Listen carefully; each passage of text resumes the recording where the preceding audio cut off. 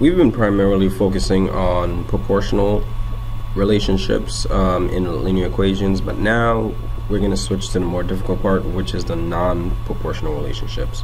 So today we're going to be writing non-proportional equations from graphs. Now, it's a pretty simple concept once you're aware of the formula. The formula is y equals mx plus b, where this m value here is going to represent our slope. This b value here is going to represent our y-intercept. This is just where the line crosses the y-axis, and then these are y values, these are x values, our independent versus our dependent variables. Okay, so let's go ahead and write an equation for this. The first thing you should always notice is that is the y-intercept. So the y-intercept here is going to be at 1. So far I got y equals mx plus 1. Alright, very simple so far. All we have to do is figure out where it crosses the y-axis. Now let's try to figure out our slope. I'm going to pick 2 points. There's already 2 points picked for me, so I'm going to do my rise over my run. Okay, so it looks like I'm rising 1, 2, 3, 4. So my rise is going to be equal to 4, and my run, I'm going to go to the left 1, 2. So since it's to the left, it's going to be negative 2. So once I simplify this, 4 divided by negative 2 is negative 2. So my slope is equal to negative 2. Now all I gotta do is plug in y equals negative 2x plus 1, and that would be the equation for this graph. So it works on whatever point on this graph. Let's try a few more examples. But yeah, that's basically all you have to do. So y equals mx plus b. My b value here is negative 15. So y equals mx minus 15. You could also put plus negative 15, but I just like to keep the minus. Now we have 2 points here. Let's figure out our slope. Rise over run. Okay, so let me write this down here at the bottom. Rise over run.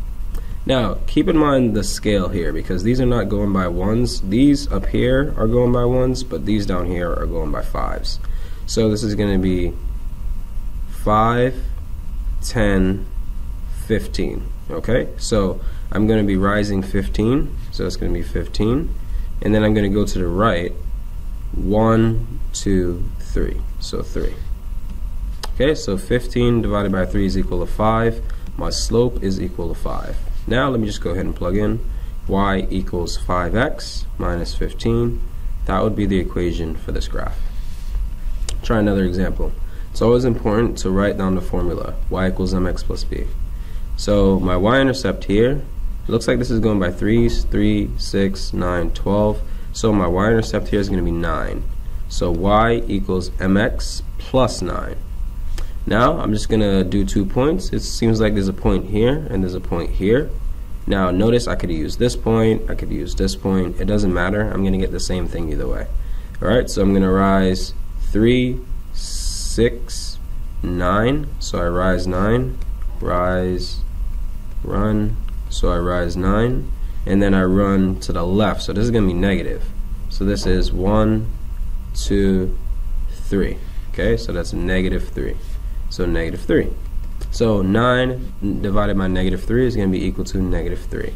So my new equation is y equals negative 3x plus 9.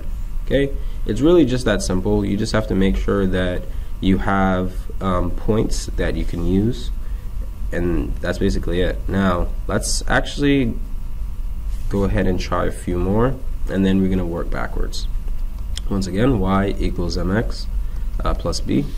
My b value here, where it crosses the y-axis, is going to be 100. So y equals mx plus 100. Now let me just calculate my rise over my run. Okay, I could start, I can't choose this point, can't choose this point, but here you go, there's a point right here in the middle. So I rise, it looks like this is going by 50, 50, 100, 150, so I rise 150, and then I'm going to run 1, 2, 2. Okay, so remember the scale is always important, you have to figure that out first. So 150 divided by 2 is 75, so my slope is equal to 75. So my equation is y equals 75x plus 100. Over here, looks like my y-intercept is 1, so y equals mx plus 1. Let me see if I could find another point. It looks like I could use this one. Okay, my scale is 1, so this is going to be 1, 2. So I rise 2 and I run 1. So y is equal to 2 over 1x plus 1, or y equals 2x plus 1. Alright, now let's try it in reverse. Let's say that I'm given this, y equals 2x minus 3. Alright, first I'm going to identify my slope. My slope is going to be equal to 2. Then I'm going to identify my y-intercept. My y-intercept is negative 3. So I know for sure that I'm going to start right here at negative 3, because the line has to go through there. Okay? Now remember, slope is rise over run. So I got to rise 2, run 1. Alright? And this is all positive, so I'm going to the right. So rise 2, 1, 2, run 1. There's another point, rise 2, 1, 2, and then 1. Rise 2, 1, 2, and then 1. Okay? Now if I'm going backwards, I gotta reverse everything. So go 1, and then go 1, 2. Go 1, and then I actually can't do any more in the graph. So I'll go this way, go up, across, here we go. And now at this point, I can just go ahead and graph this by, let me just do these arrows over here. Alright, and then this would be my graph for the equation. Alright, let me just erase it so you can see it. Alright, this is what the graph will look like. Alright, now in case you have complicated numbers and you can't do that rise run thing, all you gotta do is plug in. So let's figure out what y is when x is equal to 1. Alright, so when x is equal to 1, which is right here, I just have to plug in 2 times 1 minus 3 is going to give me my y value. So 2 minus 3 is going to give me y equals negative 1. So y equals negative 1. And as you can see here, I'm at the point 1, negative 1. Okay, let's try another example. Let's say that y is equal to 1, 2, 3. Let's say x is equal to 3. Alright, so I'm just going to go ahead and plug in. Just use that equation. 2 times 3, because I'm saying x is equal to 3, minus 3. So y is equal to 6 minus 3, so y has to be equal to 3. Alright, and as you can see, I have the point 1, 2, 3, 1, 2, 3 right here. Okay? So you could either do the first method I showed you, but if the numbers are complicated like this, you could do the second method. Okay? So actually, if we have fractions, we should do the first method. So let's go ahead and give this a try. My slope is going to be equal to negative 3 over 2. My y-intercept is going to be equal to 2. So I'm going to cross 1, 2, 3, 4, 5. So I'm going to go 2. So my first point should be right here. Alright? Now it says I got to go down 3. 1, 2, 3. And then to the right 2. 1, 2. Okay? I'm just using minus 3 means down 3. And then this is going to be across 2. 1, 2, 3. 1, 2. Alright, now if I go in reverse, 1, 2, 1, 2, 3. Okay, let me just go ahead and draw the line for this.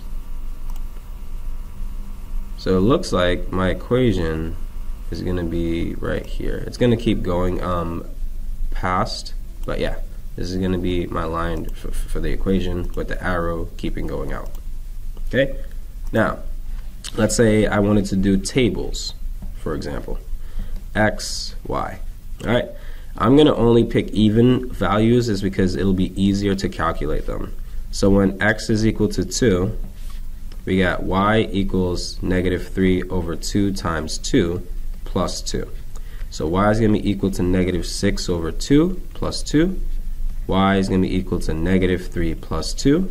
So y is equal to negative 1. Negative 1, and as you can see here, 1, 2, and then negative 1. The point is right there. Okay? So just be aware that sometimes if the scale is weird, you might want to use this over here. But if you have a fraction, you might want to use the first method where you start at one point and then you just jump. Okay? That's basically it.